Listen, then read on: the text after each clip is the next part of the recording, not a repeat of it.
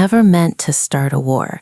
I never meant to wake giants that should have stayed buried in legend, and I definitely never meant to fall from a beanstalk that tore my entire life out of the ground. But the truth is, everything began the moment a breathless monk shoved a bundle into my palms and whispered, "Whatever you do, don't let them get wet." I didn't know then that those strange little beans would drag me into a world of monsters, treason, forbidden crowns, and a betrayal so deep it still shakes me to remember it. I didn't know that they would pull me into a destiny I never asked for. Because before all of this, I wasn't a hero. I wasn't chosen. I wasn't anything. I was just Isabel, an 18-year-old peasant girl who learned very early that my life didn't matter to anyone. My mother died when I was too little to remember her. My father disappeared before I could speak my first words. My aunt raised me out of duty, not love. She wasn't cruel with her hands, no. She was cruel in quieter ways, in the sigh she gave every time she looked at me, in the way she told neighbors I was extra responsibility, in the way she never once asked me what I wanted from life. I learned to work hard, keep quiet, and make myself small. The only comfort I had was a gentle horse named Answer. He wasn't just a horse to me. He was the only soul who nuzzled me when I cried and stayed close when the world felt too heavy. So when the aunt told me to take Answer to the market and sell him, my chest felt like it was splitting open. But like always, I swallowed the pain, tied my hair back, and obeyed. The market was loud and overwhelming. I tried to stay invisible, but fate had a strange way of noticing me that day. A boy in a hood bumped into a group of drunk men. They shoved him, mocked him, and cornered him like wolves circling prey. I was terrified. Violence always froze me, but something in me refused to look away. Before I could stop myself, I stepped between them and whispered, "Leave him alone." My voice trembled, but it was enough to confuse them long enough for help to arrive. Royal guards appeared out of nowhere, and suddenly I realized the boy wasn't a stranger. He was Prince Jack. The guards bowed to him. Bowed, and he looked back at me with this soft, grateful expression that made my stomach twist. No one had ever looked at me like that. Before I could even process what had happened, a hooded monk slammed into me, panting like he'd outrun death.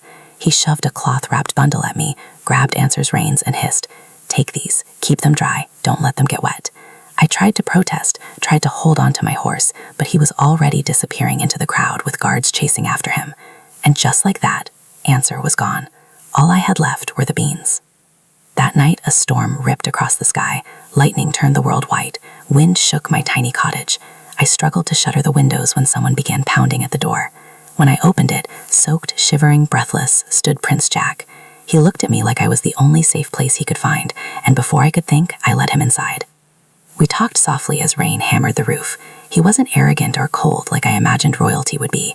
He was warm, curious, kind. When he smiled at me, something in my chest fluttered in a way that felt frightening and beautiful at the same time. But then a drop of rain slipped through the leaky ceiling and landed on one of the beans. It twitched. Before I could speak, it cracked open.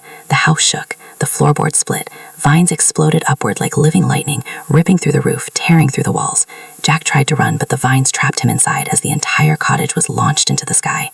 I grabbed onto the beanstalk, clinging desperately to save him, screaming his name until my throat burned. But the vines lurched violently. My fingers slipped, and I fell. Everything blurred. The wind screamed past my ears. My back hit the ground so hard I couldn't breathe. And when I finally opened my eyes, my house, my life, was nothing but a distant shape swallowed by clouds. I started shaking. I had no horse, no home, no future. And Jack was up there because of me. By morning, the kingdom was in chaos. King Bromwell stood before a terrified crowd, announcing that the prince had been taken. Soldiers prepared to climb the beanstalk to rescue him, and something inside me snapped into place. Before fear could stop me, I pushed through the nights and cried, "I'm going with you." Elmont, the captain of the guards, studied me with disbelief, but the king nodded. "She goes." I didn't feel brave. I felt sick. But I climbed anyway, hands shaking, feet slipping on dew-damp vines, breath tearing from my lungs every time I looked down. Halfway up, the first knight fell. His scream faded into the mist below. Then another knight's rope snapped. Then a third fell silently. Everyone whispered about accidents, but I saw the truth. Roderica, the king's advisor, was smiling. Her eyes followed every death with quiet satisfaction, and when we reached the top of the beanstalk, she cornered me against a cliff, demanding the beans. Her voice was silk over poison. "Give them to me, girl. You have no idea what you're holding." Terrified, I handed them over, except except for one I hid in my sleeve. She didn't notice. Moments later, giants found us. Real giants, grotesque and towering, snatched Elmont and Cray like toys and dragged them away. I followed, trembling but determined, until I found their lair. I saw Jack tied beside them, alive, terrified, trying to stay brave. Above him towered Fallon, the massive two-headed giant who ruled Gantua. One head wanted to crush Jack immediately, the other wanted to tenderize him first. My heart pounded so hard it hurt. And then Roderica arrived, wearing Queen Erica's cursed crown. The crown pulsed with ancient veins. Magic hummed around her. With a single command, she made the giants kneel. I felt every drop of blood drain from my face. She wasn't here to rescue Jack. She was here to control the giants, to rule them, and she would kill anyone who stood in her way. While she focused on Fallon, a giant cook dragged Jack and Elmont to a boiling cauldron. I watched in horror as he lifted Jack toward the pot. Jack looked at me with pleading eyes. I didn't think, I just moved. I ran forward screaming and drove a stolen dagger into the giant's throat. Blood drenched my hands. The giant collapsed, knocking over the cauldron as Elmont dragged Jack to safety. But another giant blocked our only exit.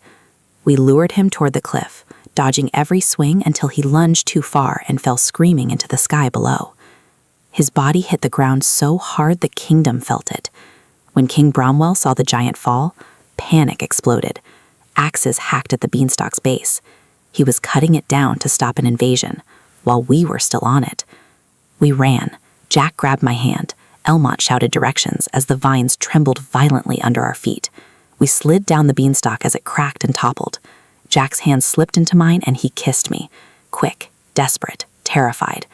Then the beanstalk tilted, and we rode it like a collapsing mountain all the way down. We survived. Barely. But peace didn't last. Roderica staggered down behind us, shrieking with rage. Elmont fought her alone, steel against magic, and somehow he defeated her. The crown fell from her head and rolled across the dirt. Before he could pick it up, Fallon appeared, alive, furious, and grabbed the crown, forcing it onto his finger like a ring. Magic surged through him. The sky cracked. Dozens of new beanstalks ripped downward as hundreds of giants descended from the heavens. We ran back to the castle as the kingdom erupted into chaos. The drawbridge slammed shut. The moat was ignited with oil and fire. But Fallon was nowhere outside, because he wasn't coming through the gate. He was coming from below. A massive explosion shook the castle as Fallon burst out of the catacombs, grabbing Jack and me in his monstrous fists. Knight stabbed him, but it didn't matter. He dragged us into the throne room, roaring with both heads in fury. He lifted me first, opening his jaws wide. I felt his hot breath on my skin. I saw the endless black pits of his throats. My body shook uncontrollably, my vision blurred with tears. I thought, this is it. This is how I die. But then my sleeve tore open. The last bean dropped into my hand. Fallon lunged. I shoved the bean deep into his throat. He choked. Both heads screamed, and then his entire body convulsed violently as vines exploded out of his stomach, his spine, his mouths. The beanstalk inside him grew and grew until he was ripped apart from the inside. Jack pulled me into his arms as Fallon's corpse collapsed in a tangled heap of magic and vines.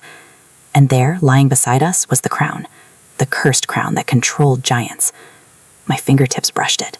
I could feel the ancient pulse inside it. If I put it on, I could command the giants, end the war, save everyone, or destroy everything. Jack whispered, "You don't have to." But I did. I placed the crown on my head. Magic surged through my soul. Every giant froze. Every beanstalk trembled. And with a voice that wasn't just mine, I commanded, "Return to Gantua, now." They obeyed. Every giant climbed back into the sky. Every beanstalk withdrew, and the clouds sealed shut once more. The war ended because of me, a peasant girl who never mattered, until the day destiny forced me to become something else.